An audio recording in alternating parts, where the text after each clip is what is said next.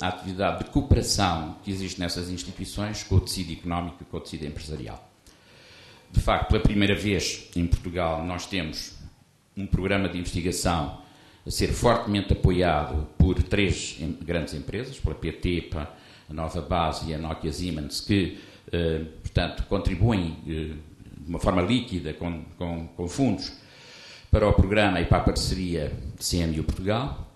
Mas temos, com a participação com géneros, de um número cada vez mais crescente de empresas, nomeadamente quer o MIT, quer a CMU, neste momento envolvem já cerca de uma centena de empresas que participam nestes programas.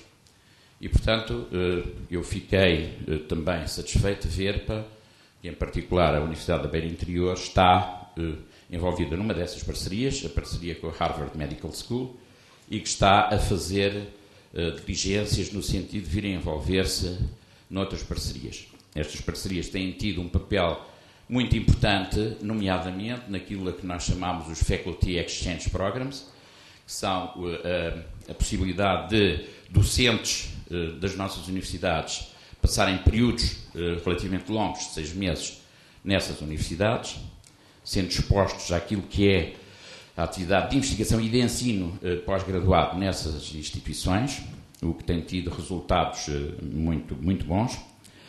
E nós consideramos que a sustentabilidade destas parcerias e a sua continuação no futuro passará, sem dúvida, por nos posicionarmos para olhar para a pós-graduação que se faz em Portugal, em domínios em que nós já atingimos uma qualidade e um reconhecimento internacional muito grande, começarmos a ter escolas de pós-graduação de natureza internacional, em parceria com as melhores instituições internacionais. Portanto, há aqui um caminho de futuro que, uma vez mais, passa por internacionalização, avaliação, investigação, porque a pós-graduação, como todos nós sabemos, está intimamente ligada, indissoluvelmente ligada à investigação.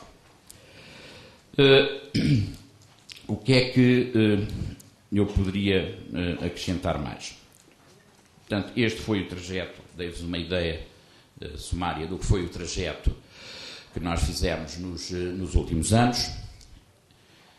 Com esse trajeto, hoje há alguns indicadores que permitem medir o sucesso desse trajeto. Nomeadamente, pela primeira vez atingimos 1,5% do PIB em despesa com a ciência e, pela primeira vez, metade desse investimento tem origem privada, ou seja, é despesa que foi feita no setor económico, no setor empresarial. E também, pela primeira vez, atingimos um indicador muito importante de 7,2 investigadores por cada 1000 ativos. Há 4 anos atrás este número não chegava a 5 e, portanto, estava abaixo da média europeia. Hoje ultrapassámos a média europeia, que não chega aos 6, a rondar os 6, 7,2. Mas, exemplo que eu há bocado vos disse, isto não chega porque se nós pensarmos que Portugal é um país pequeno,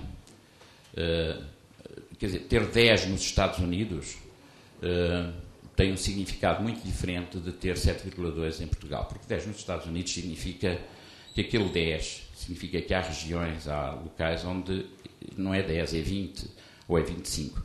E, se formos ver, é nesses sítios que, de facto, está a grande capacidade científica dos Estados Unidos.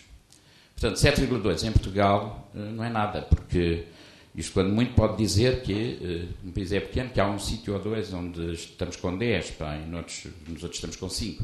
Portanto, nós precisamos de olhar para valores que são os valores típicos dos países nórdicos, por exemplo, que é os 14, 15, temos que apontar para aí. Portanto, 7,2 não chega para nós. Mas, por outro lado, não é fácil convencer os nossos contribuintes que Portugal precisa de atingir estes valores, não é? Porque o argumento do atraso científico agora já não colhe, já não podemos continuar a dizer que é preciso investir em ciência porque estamos atrasados. Agora temos que dizer que temos que continuar a investir em ciência porque continua a não chegar. Mas isto não é fácil de convencer os contribuintes, a menos que os cientistas também se disponham a uma outra exigência que hoje é feita aos cientistas e que não é uma exigência menor, porque durante muitos anos foi considerado como um aspecto menor ou secundário da atividade dos cientistas, que era contribuírem para a apropriação social do conhecimento científico. Nós temos essa obrigação como cientistas e é uma obrigação tão importante como a de fazer boa ciência. E é devolver à sociedade, aquilo que a sociedade nos deu a nós, quer dizer, que foi a capacidade e a possibilidade de fazermos, ainda por cima, aquilo que gostamos, não é? Com fundos que não estão disponíveis para outras necessidades que a sociedade também tem. E, em particular, em Portugal, nos últimos anos, apesar das restrições todas que existiram, a ciência teve um crescimento enorme no financiamento. Portanto, nós temos que ser capazes de explicar que aquilo que estamos a fazer é importante, é relevante para a sociedade. E esse é um papel que não pode deixar de ser feito pelos jornalistas, pelos cientistas. Claro que temos que ter o apoio de muitos outros protagonistas. Precisamos ter a colaboração de jornalistas, de comunicadores, mas não podemos deixar de estar no centro dessa batalha pela apropriação, pela sociedade do conhecimento científico. Portanto, esse é um outro desafio que hoje se põe aos académicos e aos cientistas.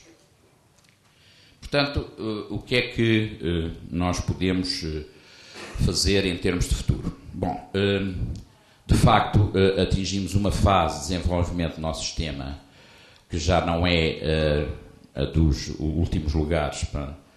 Já não estamos na cauda da Europa, como era costume dizer-se, não é? Neste domínio, mas continuamos a ter necessidade de investir muito fortemente, porque a competição será violenta no futuro. A competição no ensino superior, em particular na Europa, vai ser muito violenta.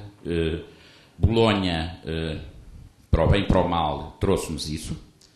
Hoje em dia, os estudantes podem mover-se na Europa com uma facilidade enorme e se as universidades portuguesas não quiserem ser transformadas numa espécie de liceus superiores ou numas escolas secundárias superiores da Europa, têm que se afirmar internacionalmente. Não poderão fazê-lo seguramente em todas as áreas, terão que decidir quais são aquelas em que já atingiram uma capacidade ou em que têm um potencial maior e, principalmente, têm que aprender uma nova cultura, que é a cultura do networking, é a cultura da colaboração, da competição, mas da cooperação simultânea. Okay? Têm que competir umas com as outras, mas têm que também cooperar para enfrentar a competição internacional. E para o fazerem devem, de facto, ligar-se, criar redes, trabalhar em rede, mas não só no contexto nacional. Quer dizer, hoje as nações têm as suas fronteiras, como sabem, muito esmaecidas. Portanto, o que é fundamental para as universidades portuguesas é, por um lado, ter estratégia, ou seja, pensar com a cabeça, não com o estômago,